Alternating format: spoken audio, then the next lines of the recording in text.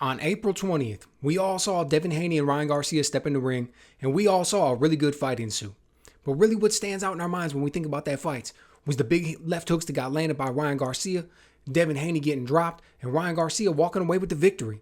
Dude, it was a big upset at the time. Everybody was surprised by it, but it was a great fight, and it is what it is, right? That's why we love the sport of boxing. It's like people don't fight on paper, they fight in the ring. However, since then is when we've seen the big drama. Since then is when we've seen this thing turn into just a huge soap opera with all kinds of tweets and accusations and lawsuits and memes and the failed drug test and with Ryan Garcia and the suspension and just all kinds of things. And one of the things that was going on, man, what a turn of events. But one of the things that was going on that wasn't really talked about too much at the time was that there was also a bid going on for Devin Haney to defend his WBC belt against Sandor Martin. Now, lo and behold, once it was all said and done, we found out that Top Rank was the only one that bid on it, and they put in what's basically a pretty low bid for the thing. Devin Haney was upset by it, and that's actually what was leading to one of these lawsuits, or at least the threat of a lawsuit. I don't know if it's been filed or whatever, but what Devin Haney said was because of the loss on his record, which was due to the PEDs by Ryan Garcia, he had diminished earning power in his next fight. If he would have won, he would have made a lot more, but he lost. It resulted in diminished earning power, as can be evidenced by the fact that there was only one bid on this title defense, and it was by Top Rank, and it was a low ball.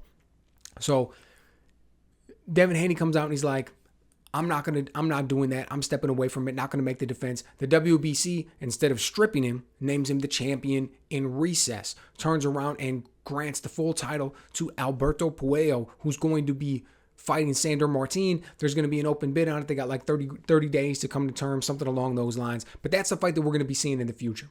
So an interesting turn of events, but I got to be honest, it's one that, I don't know, it is what it is in some regards. I'd love to see Devin Haney back in the ring. I wish Ryan Garcia wouldn't use the PEDs and we'd be seeing him back in the ring. Maybe there'd be a rematch. Maybe they'd be fighting somebody else.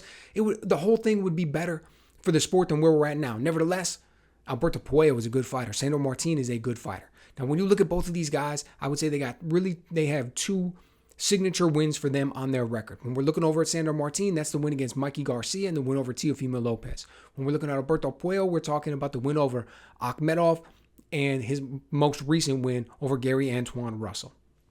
Now, when I stack both of those up, it's interesting. Ultimately, I think you could make the argument that Teofimo Lopez is the best fighter out of those four people.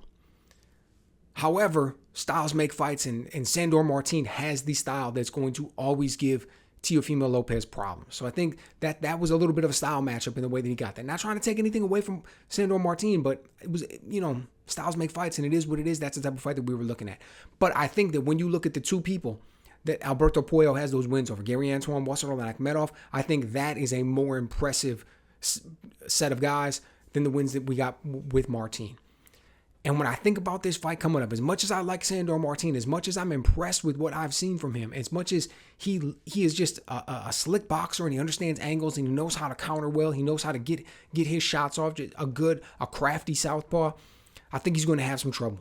I think he's going to have some real trouble when he steps in here against Puello, because Puello does everything that Martin does, but I think he does a little bit better, and plus I think he's got a little bit more versatility to his game. Okay, hear me out.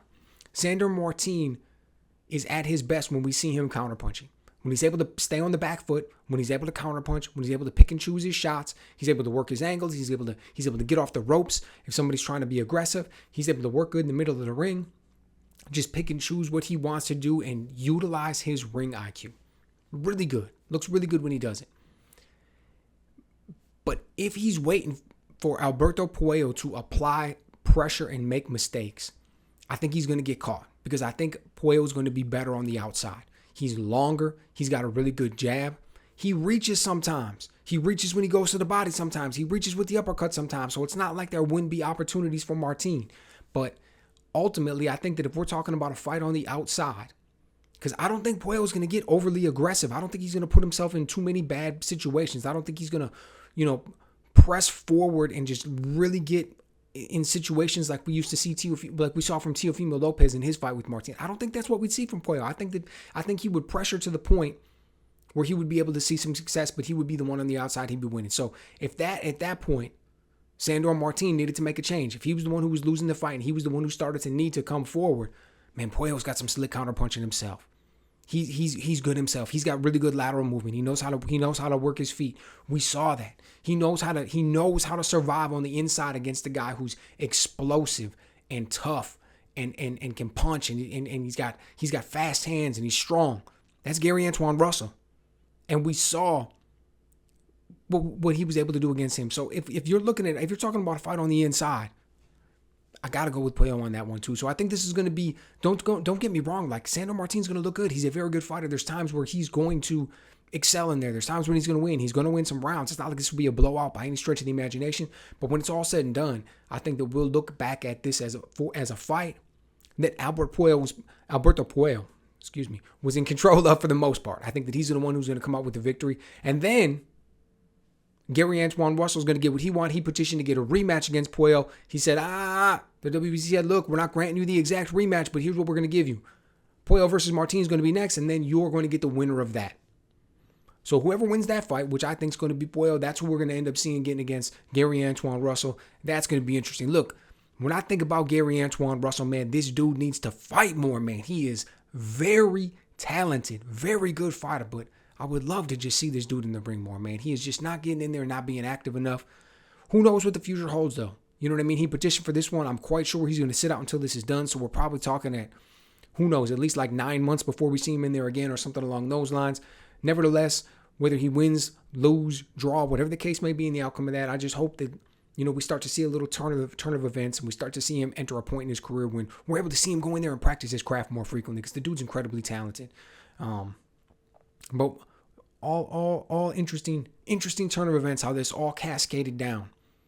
All how the dominoes fell from the outcome from Devin Haney versus Ryan Garcia. So let me know what you guys think. Are you excited about the fight with Alberto Puello versus Sandor Martin? Are you excited that you think Gary Antoine Russell catching one of these guys on the back end? How do you think that one's going to turn out? What do you think about the fact that Devin Haney is not being stripped, man? This is the politics of boxing. Like, dude, they order you to fight your guy. There's a bid for it. You say, not enough money. I'm not going to make the defense. Fine. You're free to do whatever you want. Nobody's saying that you actually truly have to get in there and fight the guy. But if you're not going to fight the guy, which the sanctioning organization told you to fight, why are they not just stripping him of the belt and then giving the belt to Alberto Puello? Why are they naming him a champion in recess? I mean, obviously it's politics. Obviously it's about money. We know all of that things. But these are the things that people talk about. These are the things that people look and they're like, it doesn't quite look right. Why is this going on this way? Why is this happening? So unless there's something I'm not understanding, unless there's something I'm missing about the whole thing, what exactly is the rationale behind all that? Why are we looking at it this way?